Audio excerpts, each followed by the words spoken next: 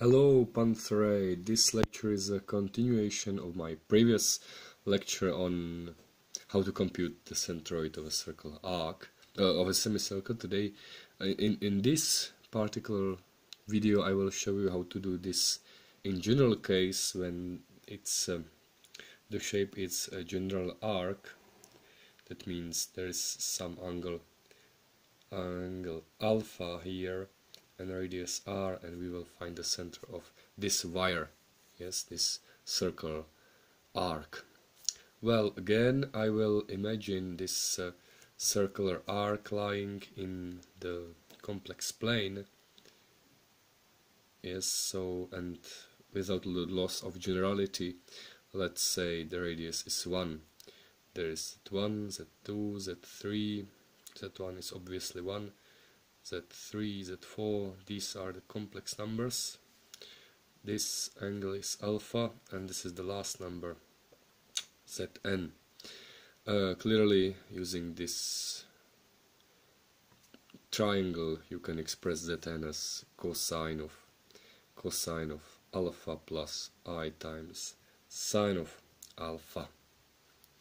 The centroid T can be then computed as just 1 over n times the sum, yes, the average of the points.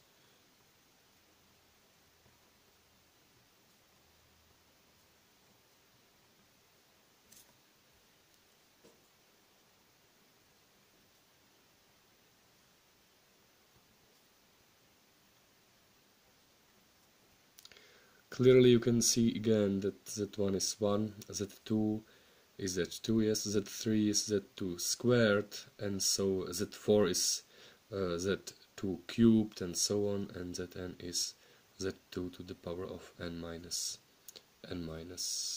1. So this is a geometric series.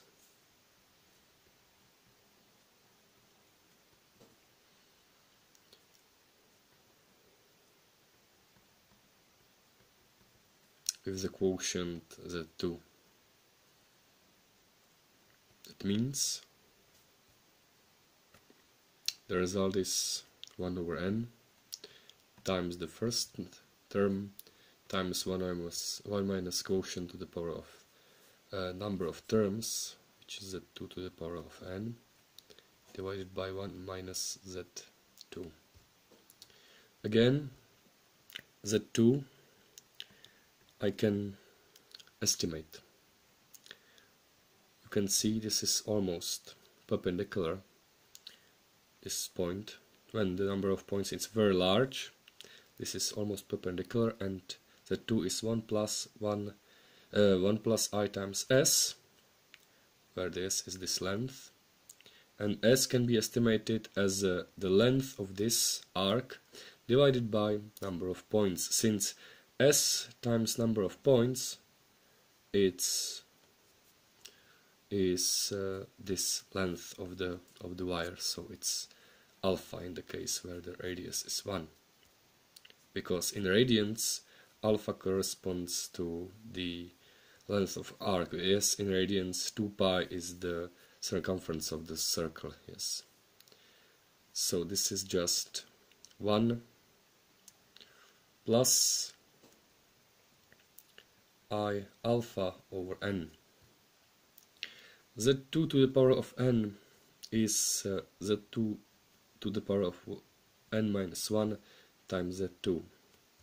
This Z2 I will estimate as 1. Yes, there is an estimator of Z2, but there it's subtracted, there it's multiplied with something, yes, and this is negligible, this n, so it's almost 1 here. So this is Z2 to the power of n minus 1, which is exactly Zn. So this must be cosine of alpha plus I times sine of alpha. That means the answer is 1 over n, 1 minus cosine of alpha plus I sine of alpha, divided by 1 minus 1 plus I times alpha over n. This can be further simplified, since n can be multiplied with this and I can be put over there, so it's I times 1 minus cosine of alpha minus I sine of alpha divided by alpha,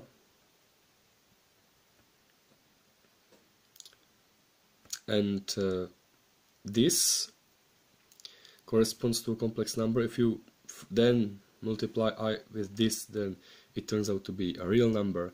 So the coordinates of a centroid in 2D must be x coordinate, which is this, multiplied by r, yes, because here scale is 1, there scale is r, so it's r times sine alpha over alpha, and r time multiplied with this imaginary part. This is real part.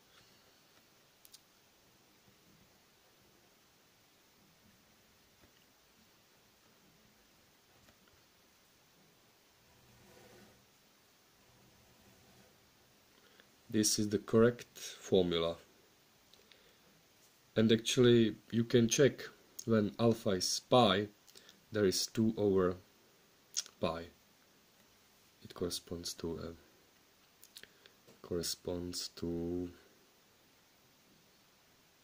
a semicircle.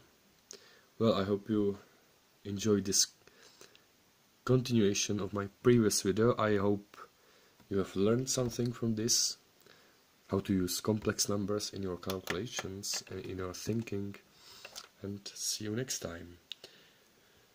Pantherei and goodbye.